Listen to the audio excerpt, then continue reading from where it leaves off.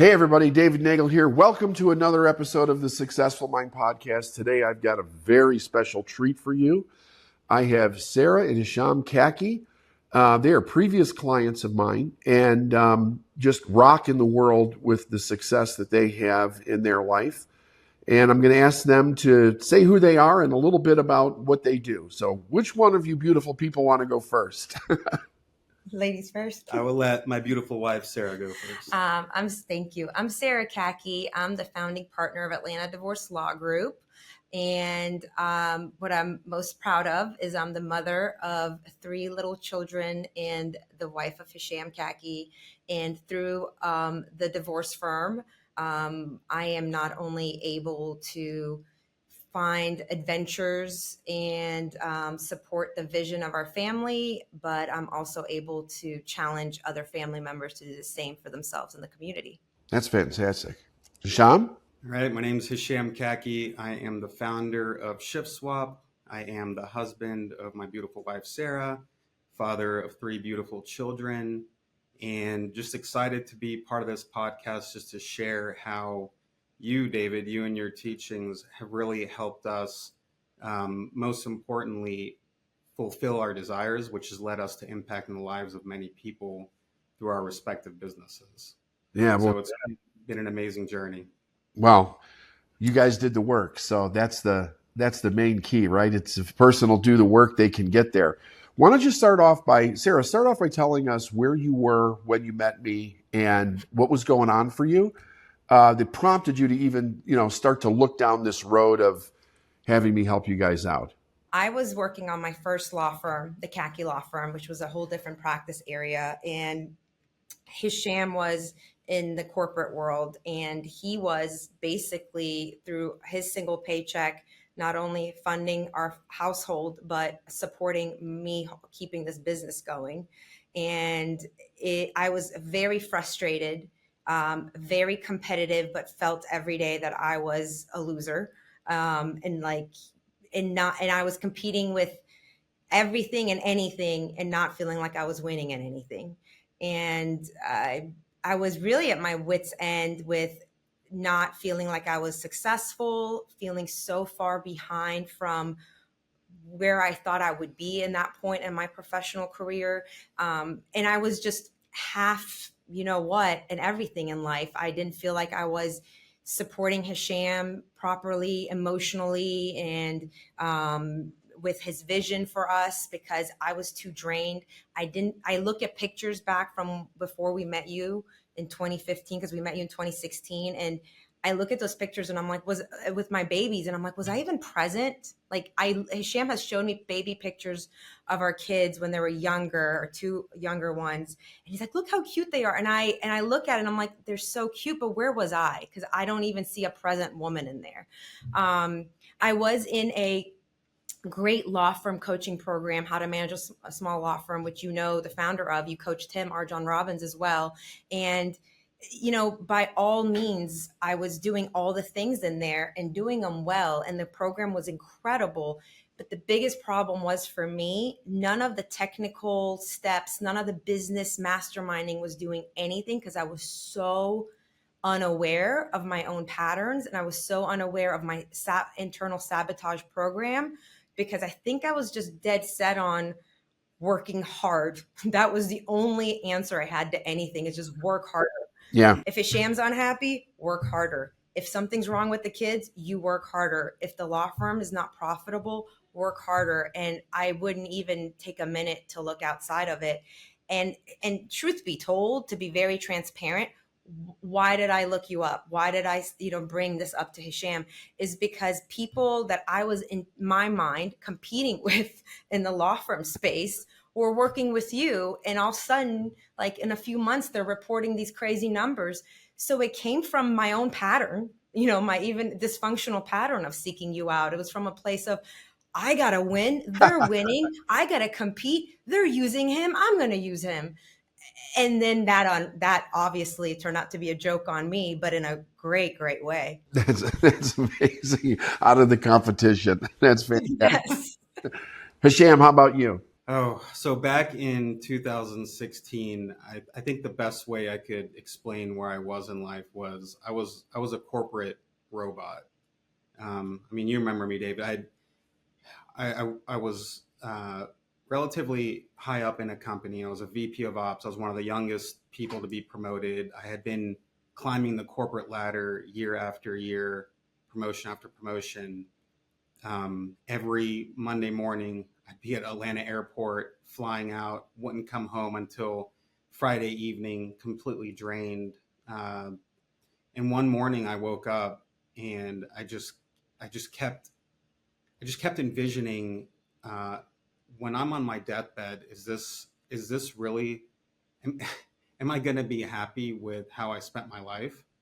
Maybe I'll be a CEO of a big company, and all of this, but was it all worth it? And Sarah and I had Sarah and I knew probably a couple years after we got married, we knew that we wanted something different. We didn't really know how we were going to get there, but we knew we both wanted our freedom. And Sarah was the first person to go off on her own. And as she mentioned, we worked really hard to get that up, and then we met you, and the rest really has been history. And we continue to grow, but we live an amazing life that really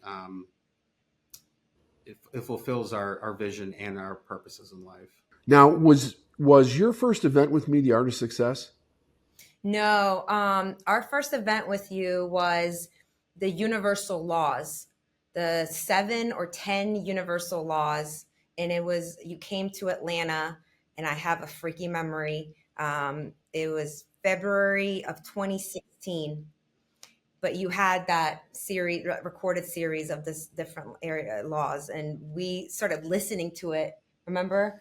Yeah, I mean, it was crazy. I mean, we had never encountered anything that just was mind blowing to us, and we were just taking notes and listening and taking notes and listening. Ask, I mean, again, David, you remember? I mean, we would just get up, ask questions, sit down, And I go do back. remember that. Yeah, I do remember that. Hisham would be at one mic, I'd be at the other mic. And I mean, if nobody was going to get up, we were going to take over. But we did go plenty. We've gone to probably 4 or 5 of your Art of Success summits. And Right. it's just every time we do, it's a whole nother level. Yeah. Isn't that interesting? Like the more you grow, you hear things completely different. It takes you to a totally different place. One of the things that you said, Sarah, was your answer to everything, which was basically your strategy, was to work harder. How difficult was it for you to learn that success was actually easier? It was very difficult, and I still catch myself there. And I think that's like one of the biggest things I want people to hear, and myself to hear as I'm saying it, is, people, work with the best of the best like you. And it doesn't mean that your pattern goes away. It just brings awareness to the pattern. And then next time you catch it faster and faster, I'm aware that's my pattern. And I'm aware that instinctually, that's the first place I want to go to. And the difference is it was harder back then to not depend on that pattern, because I didn't have faith and trust yet that something different would work. That had worked for me my entire life, right? Like I had been a star student. I had married the man of my dreams. I had gone to law school, all that had been happening based on the fact that I will outwork anybody around me, and till it didn't work anymore. But I didn't have faith in any other operating system until I met you. And your powerful words to us over and over again was, have faith in my faith in you. And I did that for a while. Like I just was breaking all of my own patterns and my own instincts, which my instincts would have told me work harder, Right. and went with what you put in front of us. And then now I have complete trust in that system. And so does Hisham, because we have seen the results of it since 2016 over and over again. Has that proven itself that working harder is not the answer? Actually, once you are in alignment with your vision and your purpose and your desire, it all comes with grace. And because of that proving itself over and over again, it is now easier to let go of the pattern. It doesn't mean the pattern doesn't show up. Right. You know, Right. I mean, just like a few weeks ago, Hisham had to remind me, he's like, hey, listen, like working harder is not the solution. I'm like, yep, I hear you. You know, it's interesting because, and I love hearing people tell their personal stories about that, because when I started to get my head on straight initially in my early 20s, my approach was to work harder, right? Work harder than everybody else, work harder than I ever had. And it worked within the structure of business where that's kind of set up as the premise in order to be able to get ahead in life. Work harder, compete, beat the next guy, do that.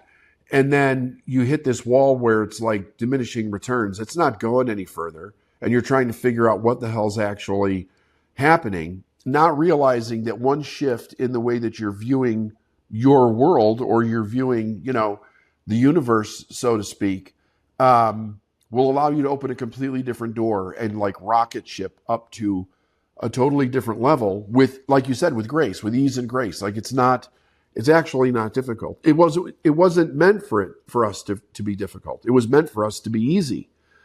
Success is easy. Success is your birthright. You're supposed to have exactly what you want in this life to fulfill the purpose of why it is that you're here. But we're taught just the opposite of that. And it's amazing how it keeps amazing people down to a level that most people never see their way out of. They stay there their whole life. So how about Hisham? How was it for you? Because you didn't even have your business at that time. No, I was still in corporate America. I had a dream. There was a plan to start something at some point. But my biggest problem was, and I think this plagues a lot of men out there, is the word desire, for a man is almost like you're not supposed to have that. Yeah. Right. A lot of us are raised, you squash that and you work hard and you put food on the table, and that's that. And I remember at one point I stood up and I can't remember exactly what I asked you, but you said, what do you want? And I just stared at you and I had no idea how to answer. I think I just said something that didn't make any sense just to ease the tension. And you looked at me, like literally you looked through me and you're like, what do you want? And this went back and forth and you wouldn't let me sit down. And I was just frozen because I couldn't, in my head, I was like, what do you mean? What do I want? What I want is my family to be healthy. Like, I don't want anything. And little did I know is unlocking that and understanding that God works through our desire. Mm-hmm. Understanding that has enabled both of us to help so many other people that for me personally, I would have squashed it. I would have been, miserable in what I do. And I wouldn't have been able to impact so many people's lives if I wouldn't have said, basically, yes, I do want to go after my desires.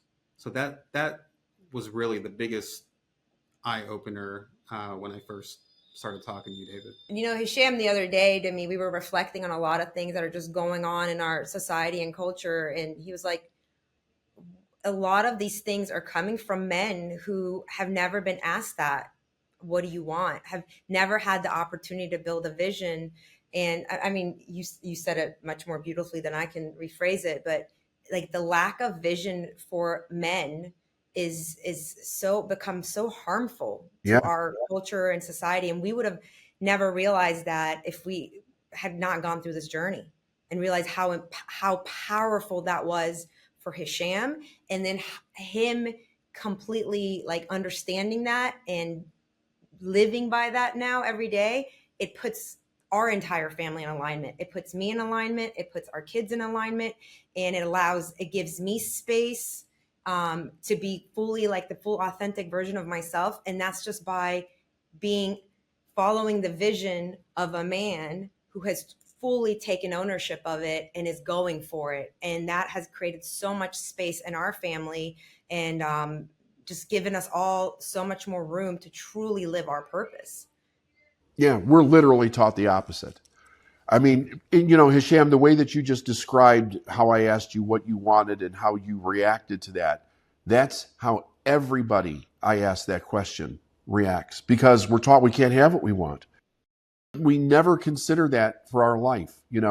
It's responsibility. What am I supposed to do? Who am I supposed to be?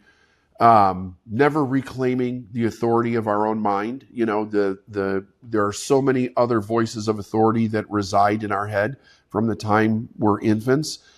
And today, with technology the way that it is today, I think it's separating people from what they want even more, because you're constantly putting images and ideas and narratives in front of them that aren't theirs, but they're supposed to want these things in order to fit into society. So they numb themselves out even more, and they end up following things that they absolutely don't want to be part of, but they think that they have to. And they don't even realize that they're not taking authority over their own life, that all these other voices actually have authority over what they're, not just what they're listening to, but how they actually view life itself.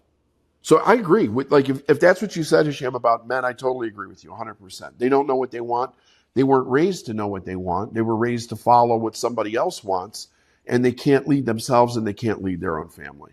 It's crazy because if you think about it, there are a lot of things we don't fully understand. We don't fully know about, why we're here and how everything's working. But one thing we do know is that we literally all have desire. Like that's the one thing we know, is that we have desire. So the fact that so many of us are trained to just squash it, it absolutely creates a big problem. Right. And it's a global problem, right? It's not like anybody's got a corner on a breakthrough on this. You got pockets of it with people like myself and you guys. But most of the world is under the impression that we're not supposed to follow the desire of our heart. And it makes you wonder all the different, it's why people are so susceptible to crazy ideologies. Just to be frank about the whole thing, because they don't know who they are. And you have nothing in contrast of what you are to determine whether or not something makes sense or not. We look at everybody else. Do these people over here, does it make sense to them? Which side of the fence am I with these people or these people? And then that's what we're agreeing to, instead of, hey, wait, what is my own internal truth on this? And if you can't find that, the other thing that you can't find is the courage to stand up for it, right? You have to have the courage to be able to stand into. I remember when you came to me with your idea for the business, it was an amazing time, but also to see the look on your face that you're literally picking something. You found something that lights you up. It was an amazing time. It was an amazing experience. Yeah, when I started really thinking about it, my passion, my purpose has always been to improve the lives of great warehouse workers. Literally, that's what I loved doing in my early days as an engineer. Then I became an ops leader, and I loved the look on people's faces, working these warehouses 60, 70, 80 hours a week, where you were able to provide them a good, positive work environment where they were able to achieve their dreams.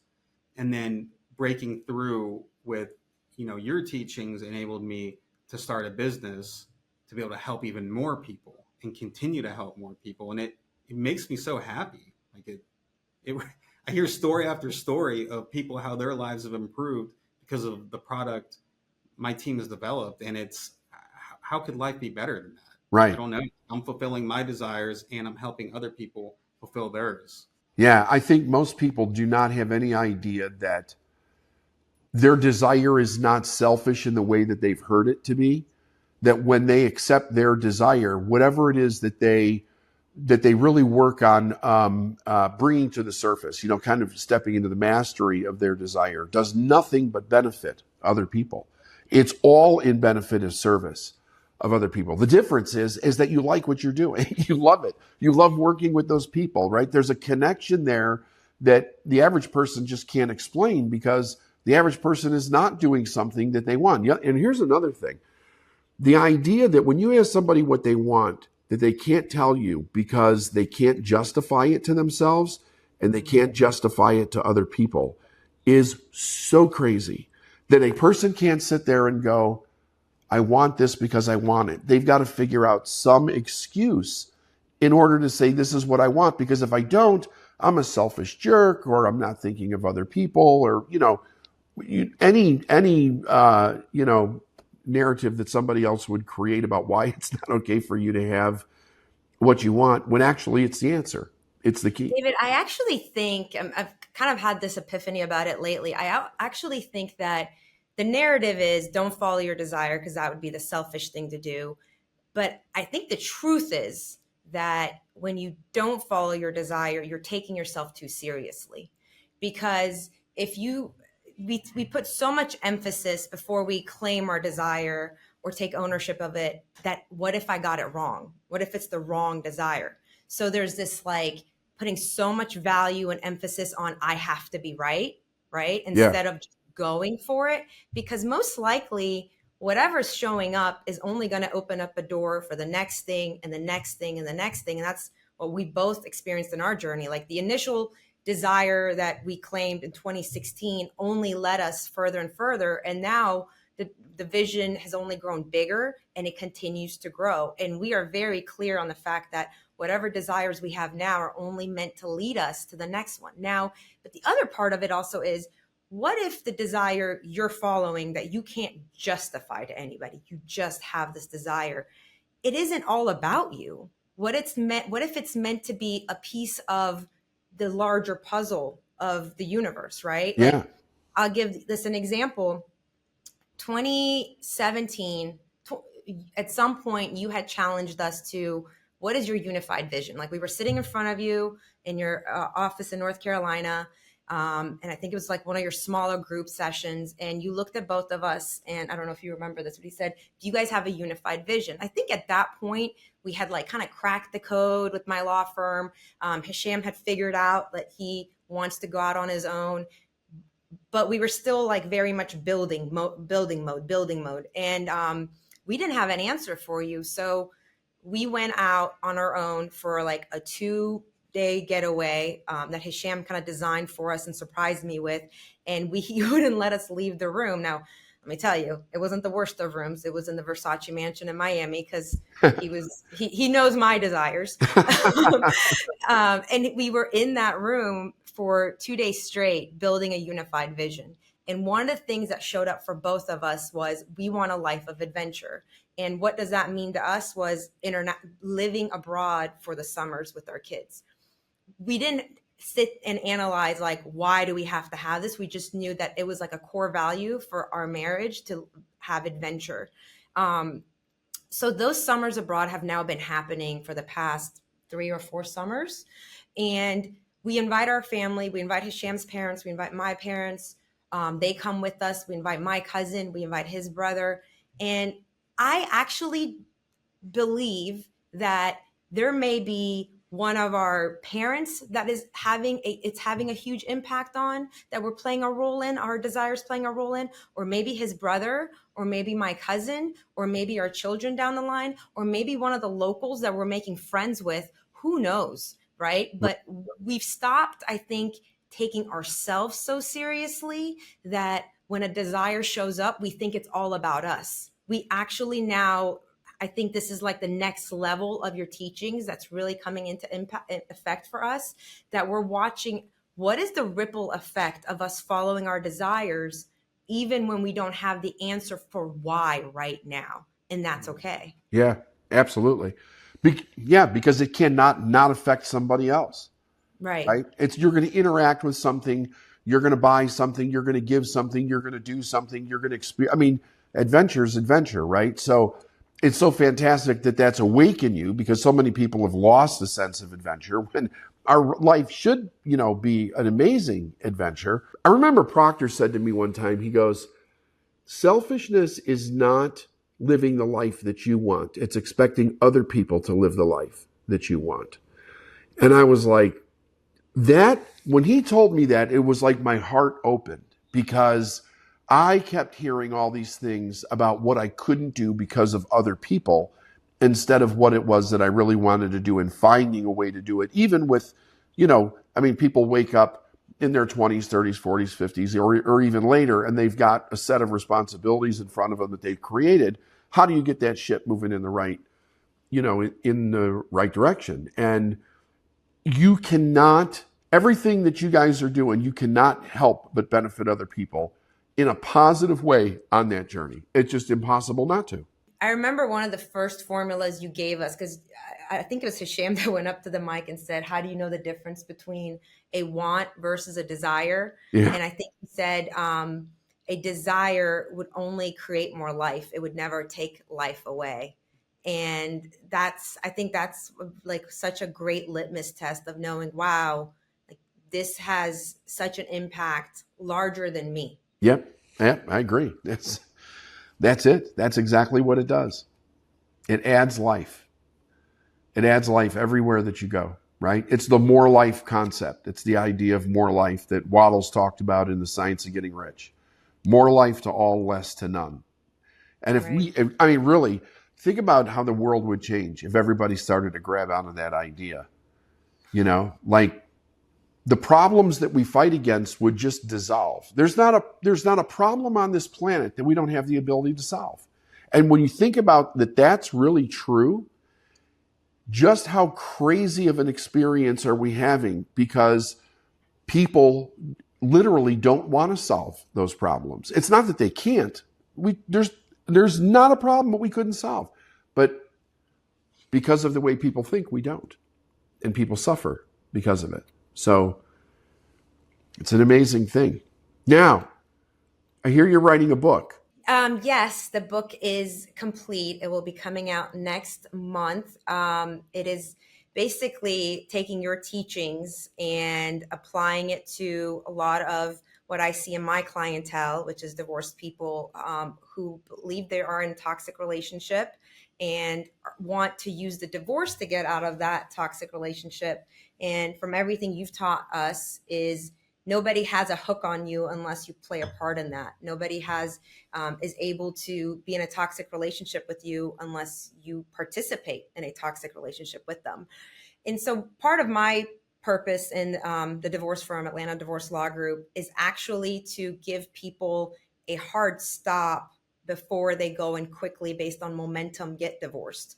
I don't believe that divorce papers will solve your relationship problems unless you do the internal work, right? And divorce can actually be incredibly transformative if you do the work, the internal work, and bring awareness and responsibility to your part in it. So this book is basically called Unhook the Narcissist, and your survival guide, whether you stay or you go. And we're not encouraging anybody to go, and we're not encouraging anybody to stay, but to make an empowered decision for themselves so that whoever they hire, whether they get divorced or not, they're not going from one toxic relationship to another because they're uncovering and questioning their own patterns. And it really, I think, is a great way to make people be informed consumers, not only of legal services, but hopefully also put them on the path of personal development and not use the divorce as one thing to another, but truly a transformation, or hopefully, best case scenario, transform the marriage. Because what if they're not even in a toxic relationship, but they're showing up willing to participate in one, and both parties are willing to step out of that? Because that's possible too. Absolutely. So when you talk to people about that, how receptive are they? Very receptive. And I think that, working with you, David, I really became more comfortable with authentically speaking my voice and not worrying about what will the legal market say about this? What will all the other people in the industry say about it? And I actually really enjoy stepping into the fact that at heart, I'm a challenger. I like to challenge the status quo, and I like to challenge people's thinking. And I think that's what was like very attractive for us with working with you. And, I think that when you give somebody love in that conversation and they can feel it, even when you're speaking to them in a very matter-of-fact, direct way that nobody's ever spoken to them before, they are able to receive it. It's what I witnessed over and over again with people going up to the mic and speaking to you. I mean, you said to me some things that nobody's ever said to me before. Like at some point, I think at the mic, you said to me, "You're not that special." And it was the best thing anybody's ever said to me, right? Yeah. And I want to pay that forward because it changed my life, and it's hopefully changing the lives of my children, and it enriched my marriage. And if I now have this audience of people coming and sitting in front of me, and I feel like I have the antidote to their disease, which is bring some self-awareness to this, have some more accurate thinking, look for the truth instead of the voices in your head, that would be such a waste not to use it. But I really think that when you speak to people with love, truly, like they feel the love coming out of your heart, and they feel how much care you have for them, and that you're not after them signing up with you, just, taking you. I'm really more excited about sending somebody away to therapy than them having another divorce client. They really feel that, then they're much more receptive. And hopefully our messaging out there in the world is doing a good job of pushing away anybody that wouldn't be able to listen to it anyway. Yeah. And, really, how many people are lucky enough to have, or fortunate enough to have, somebody in their life to tell them the truth when they're going through something like that, instead of people picking sides? Yes. And just holding to that side when you need blatantly somebody to tell you the truth at that moment in your life, before you make a decision that's going to have massive impact in a way that could be avoidable. I mean, talk about our culture and society. I mean, on one side, we have men who are not being given permission to go and have this incredible vision. On the other end, you have women being told, you can do it on your own. You got this, girl. You don't need him. And I'm sorry, I think that's all crap. Of course you can do it. You can do it. But should you, when you don't have to, when you can actually like make a partnership work? And I think that it would be refreshing for women to hear something different than just constantly pounding into them to be more masculine and go out there and do it on their own. It would actually be more beneficial to them if they saw the power in their feminine side and leaned into that. Because a lot of my clients are female, and especially the clients who this book speaks to are female. And I think that a lot of the patterns that I had to uncover to realize, like, it's okay to be vulnerable. It's okay to ask for help. And you can be challenged on the mindset of go harder and go bigger and be stronger is not always the answer. And unfortunately, we have a high divorce rate because that's what women are being told. And on the other end, men are being told, provide for your family, shut up about your desires. So we're doing this. Where can they get the book? It's going to come out on Amazon, and it will be also on our website at atldivorcegroup.com. Yeah. And like I said, if anybody's following any of your stuff, this is basically taking your material and applying it to how to work on your marriage. Fantastic. Well, I'll make sure that we'll put a link in there for it. Are they going to do a pre-order on that? Yes, we probably will. We haven't announced the launch date yet. It's looking at early November, but I will have all that all over my social media on Facebook or Instagram. If they follow me on Sara Khaki, then they'll be able to get that information. You going to do podcasts on it? I do. I have a podcast called Happily Ever After Divorce Podcast. And, probably every other episode you're mentioned. So basically this book takes a lot of the great messages from the podcast and makes it, turns it into 10 chapters that you can follow as a formula. That's fantastic. Congratulations. Congratulations to both of you. Yeah, anytime. Thank you for doing this. It was an amazing gesture. Thank you very much. Absolutely. Our pleasure. Yeah, this has been amazing. Thank you for guiding us through our journey of life. My pleasure, both of you. Love you guys. You guys are amazing. Thank you. Thank you. Take care.